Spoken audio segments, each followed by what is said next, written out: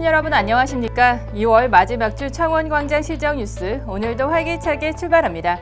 창원시는 산불 실화자를 강력 처벌하기로 하고 실화자를 검거해 사법 처리하며 4년 접지 각종 소각 행위에 대해서도 과태료 처분을 내리기로 했습니다.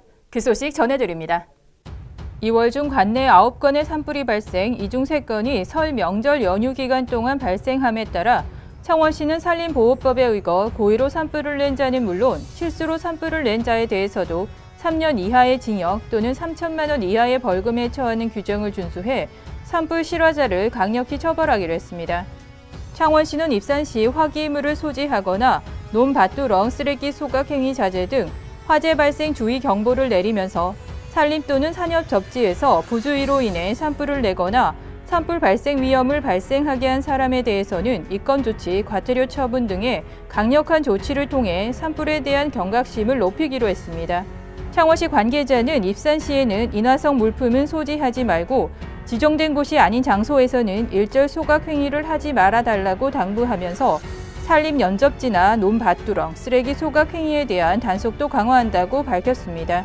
한편 창원시는 오는 5월 15일까지 봄철 산불 방지 대책 기간으로 정하고 시청 및 구청에서 산불 방지 대책본부를 운영 중에 있습니다. 창원시 진해구 옛 육군대학터가 첨단 산업 종합 연구단지로 탈바꿈한다고 하는데요. 그 소식 전해드립니다.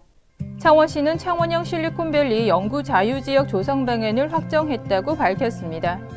이르면 이번 달 부지 조성과 기반시설 공사에 들어갈 방침입니다. 연구 자유지역 조성 사업은 진해구 여자동 옛 6대 부지를 개발해 한국기계연구원 부설 제2재료연구소, 공공임대형 지식산업센터, 기업부설 연구소, 연구지원기관 등을 건립하는 프로젝트입니다. 전체 면적의 30%를 차지하는 제2재료연구소는 국가소재기술 실용화 전진기지이며 공공임대형 지식산업센터는 시세보다 절반 이상 싼 임대료로 연구개발과 창업활동을 할 수 있는 공간으로 제공됩니다. 창원시는 연구자유지역 완공 후 연간 1,400억 원의 생산 유발 효과와 3,400여 명의 고용 창출 효과를 기대하고 있습니다.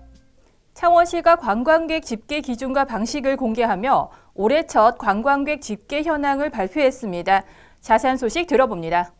창원시에 따르면 한파가 맹위를 떨친 날이 많았던 지난 1월 한 달간 창원 관광지를 찾은 관광객은 50만 9,668명으로 지난해 1월 35만 3,441명에 비해 44% 늘어난 것으로 나타났습니다.